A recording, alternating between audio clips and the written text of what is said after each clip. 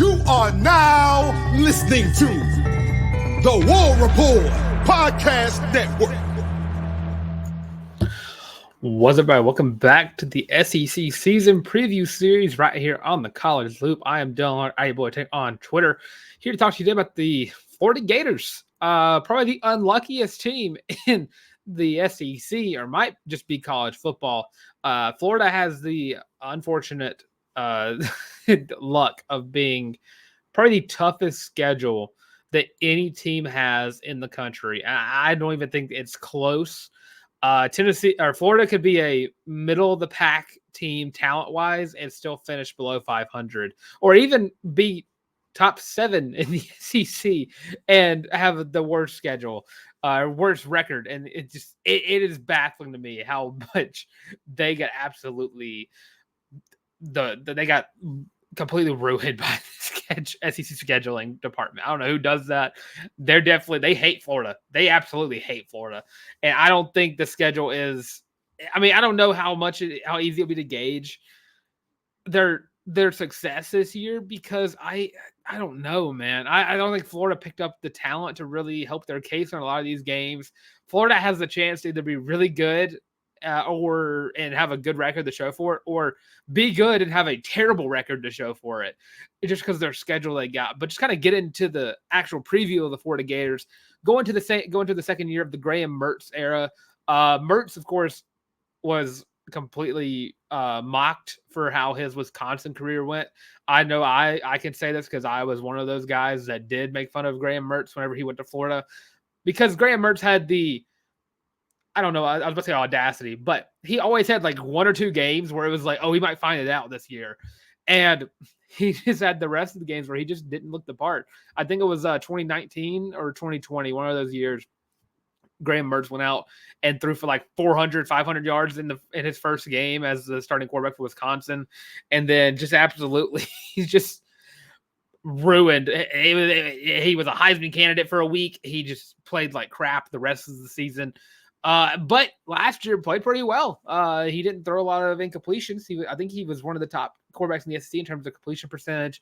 But also I don't think he threw the ball down the field too much. I know he had a lot of great plays to like Ricky Purcell, who was I believe a first round pick this past draft year, because the San Francisco 49ers took him, but I don't even think they reached so far up for him. But you kind of look at the guys next to him. You lose Trevor Etienne. He is now with the Georgia Bulldogs, a team that we'll be talking about tomorrow. That sucks, but Montrell Johnson is an absolute stud of a back. Last year led Florida in rushing yards and probably would have had a pretty awesome season last year had not been for him sharing a backfield with Trevor Etienne. 800 yards for Montrell last year, 5 touchdowns, and Trevor was right behind him with 700 yards. So you can only assume that those yards would go into Montrell's, which would probably give him around 1,500 yards last year if he'd have to share the backfield with another stud running back. Wide receiver wise, they're returning their second and fourth leading receivers from the previous season, and added additions from Arizona State and Wisconsin in Elijah Badger and Shamir Dyke. And ultimately, it's a pretty decent skill position to quarterback ratio there, where I think Graham Mertz will still have a pretty decent year like he had last year. I don't think Graham Mertz is going to be a guy that you can really count on to be drafted high in the NFL. He'd have to have an absolutely spectacular season for that. But if he just has the same year he has last year, he'll get picked up later in the draft. And I will say the Florida fan base very eager to look at their stud of a freshman quarterback in DJ Lagway, the number 1 quarterback from last year's class. Everyone is excited to see him, and of course a few other guys like LJ McCray, who, as an Auburn fan, I was a little upset that Auburn wasn't able to get him from Florida, but Florida had a pretty long streak of bad luck with last year's class. They lost a lot of commits last year. So turned it into a pretty okay class. I don't know how I feel about Florida's offense this year. I think it's good enough to, again, I kind of going back on what I said earlier, but I think they have the talent to get to a bowl game at the bare minimum. They have that level of talent. Again, with the schedule, just doesn't help their case whatsoever. But if you look at the offensive line, last year, 31 sacks. They didn't start any from the depth charts I've been seeing. They're not all the starters or transfers they got aren't going to be starting on the offensive line, but they will have some new faces playing at the right tackle and left guard who did not start last year. Gonna have to really get that scheme up for the offensive line for them to have a decent year with Graham Mertz because he can't get sacked that much. Going to the defense side of the ball, they're returning 6 starters from last year. Their 2 leading tacklers as well. They finished 11th last year in terms of total defense, picking up a guy from Washington and Asa Turner, who I think is going to be really good for them. I think he's going to be their best pickup from the portal because I think he's going to be starting right away at the safety position. But overall, man, going through the schedule, it is so hard to predict where Florida is going to finish because I don't think there's anyone who's a middle of the pack thinker on what Florida's going to be. It's either they're going to hit the highest of highs or they're going to plummet and fall. And I think Billy Napier, I think he's right behind Sam Pittman in terms of hot seat. I think his seat is on the same heat scale as Sam Pittman's. And I mean, that is on fire. That is next to a volcano. So just going through the season, you start off the bat with a top 25 ranked Miami team. There's something about Miami that they always trick me into being high on them every year, especially with Mario Cristobal. I just always think maybe, just maybe, it's the year that they actually pick it up and do the thing they've been wanting to do since they won it last, 2 decades ago. I think Miami is going to win that game. I got Cam Ward, Damian Martinez. I think that roster is talented as always, and it's playing in Miami. Miami fans still might be outnumbered 2-1 from Florida fans, but I'm going to give Miami the win there. So I think they start off 0-1 going to play against Sanford. I'm pretty sure Sanford a couple years back did give Florida a run for their money, or someone gave Florida a run for their money a few years back. I think it was Sanford. But I think Florida gets the win there. I think they start off 1-1, go to play their first SEC game versus Texas A&M, where I'm going to give them their second loss of the year against the Aggies. So 1-2, playing a tough game, but they get their one of their few SEC wins next week against Mississippi State. I think Mississippi State's going to need a rebuilding year to get Jeff Lebby prepared. So you're 2-2, and then you welcome another Florida team and UCF. This game has been really tough for me to predict because I don't know what UCF looks like. I know they have they have 2 really good running backs. And I mean, Gus is building some talent over there in Orlando. I'm going to give Florida a close win there, just strictly because I think they still have more talent than UCF. And it's all about, if you let Gus Malzahn coach you, he's going to beat you. I think that UCF has a major advantage there in the coaching department. So that's a game that I could go both ways on. But I think they'll get a close one there, go 3-2. Then they travel to Neyland to play against the Tennessee Volunteers, a team that I'm also high on this year. I think they drop that one. They go to 3-3. They play Kentucky. Something about Kentucky, no matter how good Kentucky is, they can never play Florida to their talent level that they have.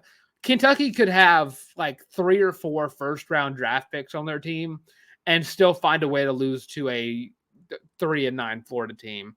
So I'm going to give Florida the win there. Give them their first winning record of the season.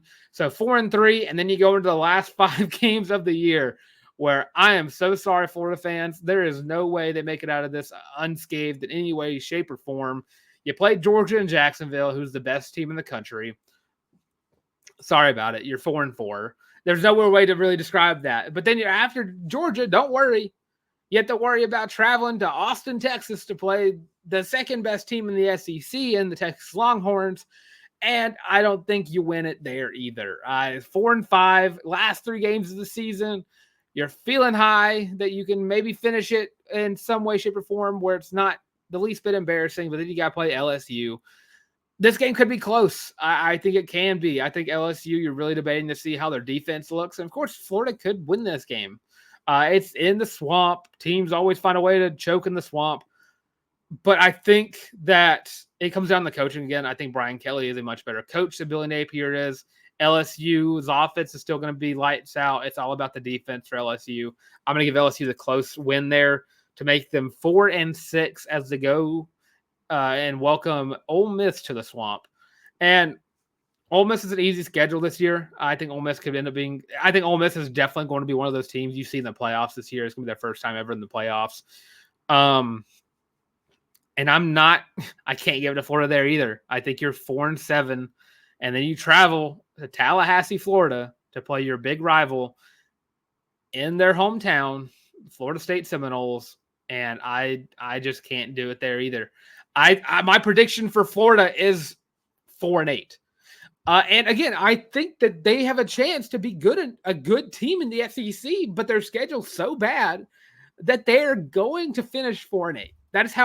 They could be so good, but their schedule is playing against teams that are a higher prestige than they are. And that's just the detriment of playing in the SEC is the fact that no matter how good you are, the SEC will always find a way to have 4 or 5 teams better. And that's just, it sucks. I'm speaking as an Auburn fan. I know it sucks. Auburn's been on the bad end of that for a while. 4-8 is where I'm sitting at. 3-9 is at the worst if you lose to UCF. The best case, I mean, I have them 9-3 best case.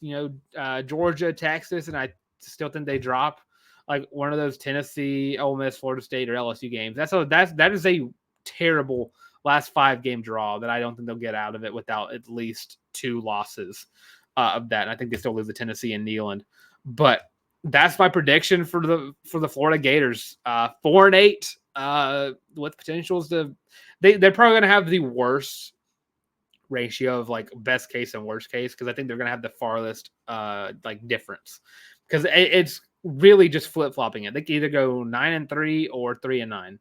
I even was saying earlier that, I mean, they could also lose to Mississippi State and it could be 10-2 or 2-10.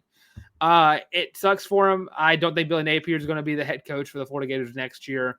I don't think he can get them to where they want to be at. And Florida is a team that you should always be counting on to be there in the end. I mean, they have the facilities, they have the fan base, they have the stadium. Everything about Florida screams this should be a championship program. I don't think Billy Napier is prepared or has the skill to get them to that point. I think they had it with Dan Mullen, but Dan Mullen didn't want to recruit, and I think he kind of earned the firing, but I also think they may have fired him a little too early. All I gotta say is Florida might want to start getting ready for another another coaching carousel visit after this year. I think that they one of 2 coaches that I think are definitely getting fired, and him and Sam Pittman. But that does it for my Florida preview for the 2024 season. Hopefully 2025 will be their year. One of those teams that every year is their year, but there's talent there. There's a lot of talent. I just don't think that they have the schedule to really showcase it. But yeah, I'm Dylan Larck, able to on Twitter. Follow me right here on the College Loop, where you can check out the podcast. We are an Auburn-based podcast, but I am always down to talk about the rest of the SEC. Tonight, I'm planning on doing an entire prediction of how I think the season's going to go based on who I think is going to be winning different, who I think is going to be winning conferences, who I think is going to make it to the playoffs, everything along those lines will be predicted tonight on the live stream. So check that out, 6:00 p.m. Central Standard Time. And with that, thanks for watching this installment of the College Loops SEC season preview series. And I am so sorry, Florida. Let me know what you think in the comment section below. Am I wrong? Am I on point? But let me know down below. And we'll be back tomorrow with the Georgia Bulldogs. And you can count on me not wearing the hat. I will be wearing anything else, any of these other hats, except for the Georgia hat. I'm not wearing it. I don't know what would happen. Probably something bad would happen if I wore that. But with that, thanks for watching. And of course, I'm so sorry, Florida.